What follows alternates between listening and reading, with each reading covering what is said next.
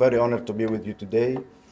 As tomorrow we are visiting one of our projects, I'm going to talk in general about a very controversial theme these days in architecture, which is high-rise buildings, specifically in the cities.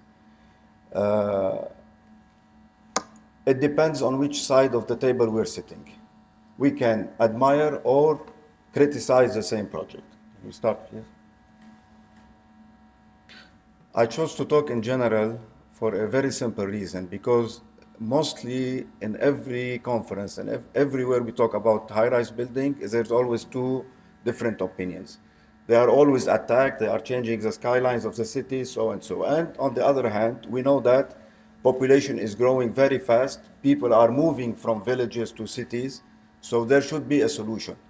Okay, architects, they can criticize easily the fact that we don't need skyscrapers, we don't need to destroy our cities. It is a fact. On the other hand, what are you going to do with all those people moving?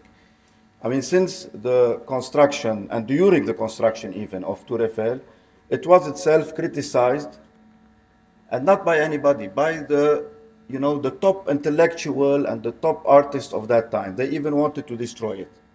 So luckily it was not destroyed, and it became the symbol of France. And imagine today Paris without the Eiffel Tower. Few years ago in China, the president himself, he was criticizing some of the buildings which are respectful for the architecture, very respectful in our world, and he even called them weird architecture.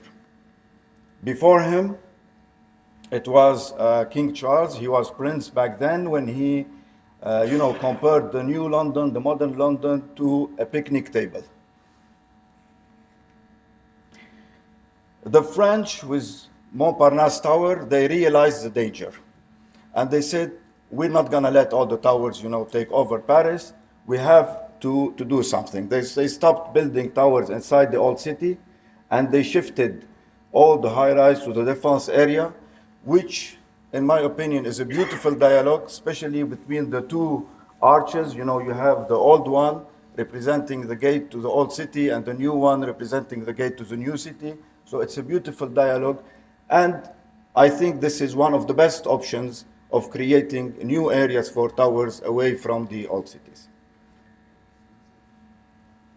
In 1925, Le Corbusier himself proposed a project, Le Projet Voisin, in the very heart of Paris. He proposed to build high-rise buildings, residential, to take something like 500 or 700,000 people. And the idea was to destroy all the existing buildings, keeping only the churches, the Louvre, and some other buildings, and destroy everything else and to build this. Luckily, it was not built, even if it was Le Corbusier. And 400 years before him, in Yemen, in Shibam, they did almost the same thing. Out of mud and bricks. They built 11-story towers. Some people call it the Manhattan of the desert. And historically, it should be the first high-rise buildings. Although we consider Chicago as the first, but historically, this should be the first historical high-rise buildings. And I think there is a common point between both of the projects. This is Le Corbusier and this is Shibam. We can find a bit of similarity in the facades as a typology, meaning all the buildings of Shibam represent one typology and the buildings of Le Corbusier represents one typology. Should our cities be like that? This is an example of typical buildings in China. I mean, look at that, and look again at Shanghai, and then New York.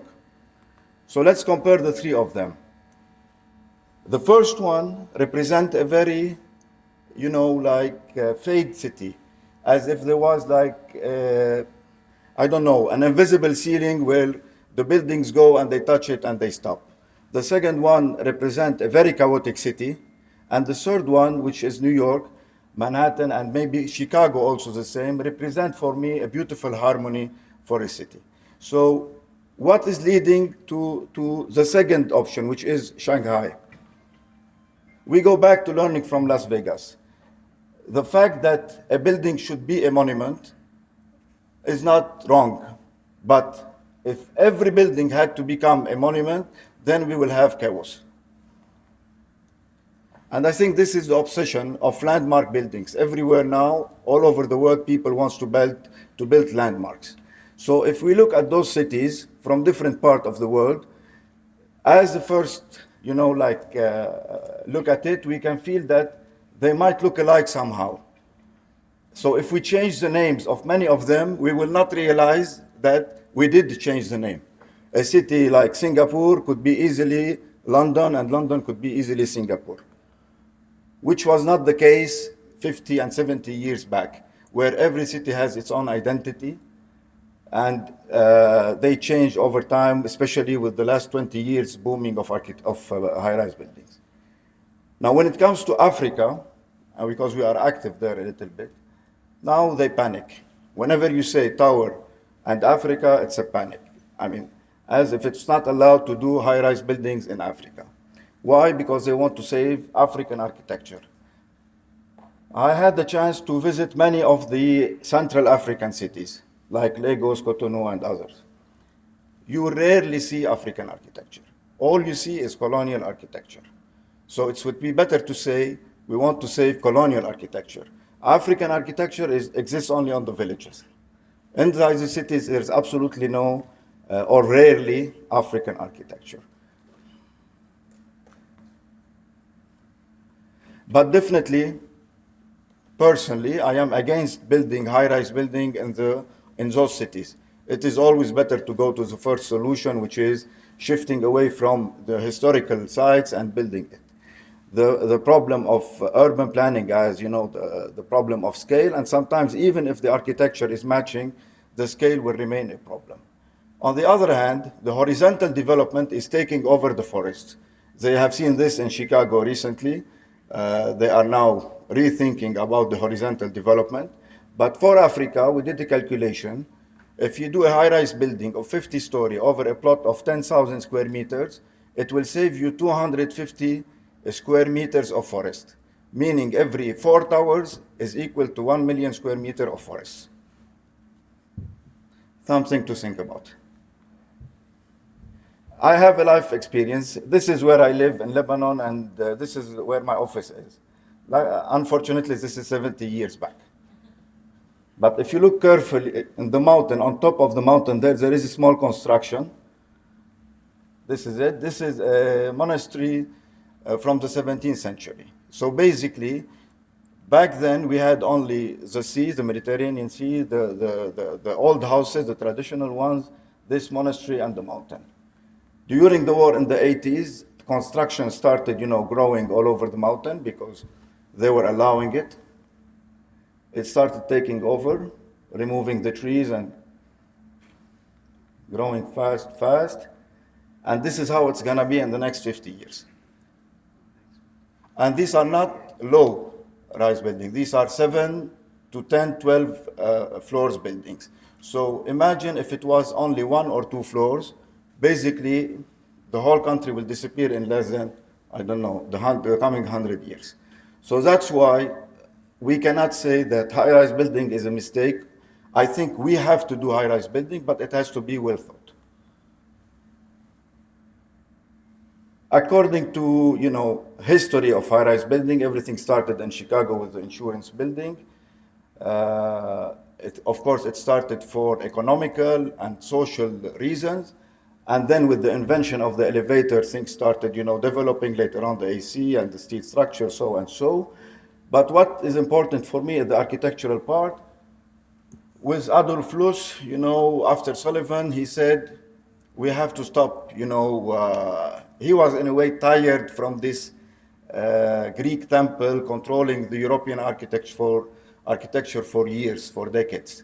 And he said, we have to start doing something new.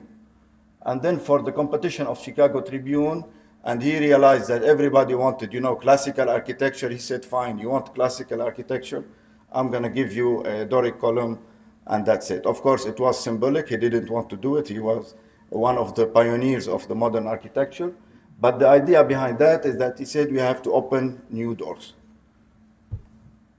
On the other hand, we have this obsession of verticality. Since the Babylon Tower, going through different projects, there is always an obsession of creating something new, something more dynamic. In the recent projects, we can see a big relation between art and architecture, specifically between sculpture and architecture. Brancusi once said, architecture is nothing but sculpture. And in a way, I think high-rise buildings are the best building to express this idea. And the last photo is a comparison between Akbar Tower of Jean Nouvel in Barcelona and Paul Klee, one of Paul Klee's painting. Another comparison is between Arata Isozaki. Arata Isozaki here, I think this will be the future of towers. The relation not only of verticality, but the relation between verticality and horizontality. Okay, trying to create cities in the sky. The idea is that verticality separates, and this is a fact, you know, each floor is separating. Horizontality communicate people. So the future, and it started showing in a lot of projects by creating bridges and connection between towers. I think this will be, the mixed use will be the future of towers. In Abu Dhabi, in 2008, we were invited to do one building inside a new development. Lots of international architects were invited. This was supposed to be, I think, Asymptote, Foster, Vignoli on the back, and the circular one is our building. So we were the first to build.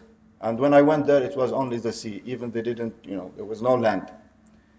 So I came out with the concept that, as I said, it's easy to say, but maybe it's difficult to create towers, okay, especially in modern developments related to history and context, especially when you are up on a void, on a completely empty site. So I came out with the idea to create this circular shaped tower. I didn't want verticality, and it was based on the microcosm because of the stability of the building. As you get close to it, it becomes very dynamic. The building is not far from here. And we did work on the structure with Arab, and we succeeded a column-free building. So we have the central core and the external facade, which is the whole structure. At the same time, we were invited to design also in Al Ain, where Madame was showing also the museum. We were invited to design a football stadium. And there, as Madame mentioned, it's a historical site. It has its identity. It's a manar. It's the beginning of all the culture in the area. So there we decided to completely hide. And I took the stadium, you know, deeper in the ground to reach cooler levels. And I cut the stadium inside the rocks, inspired from the Greek amphitheaters. Even the entrances completely disappear in the landscape. The project was never built. I think they did build one steel structure later on, construction. So whether it was mud, wood, concrete, steel, or even flying, because this is Dubai Next project, you never know. I don't think that the social and the economical fact will decide the future of towers. I think it's our human nature.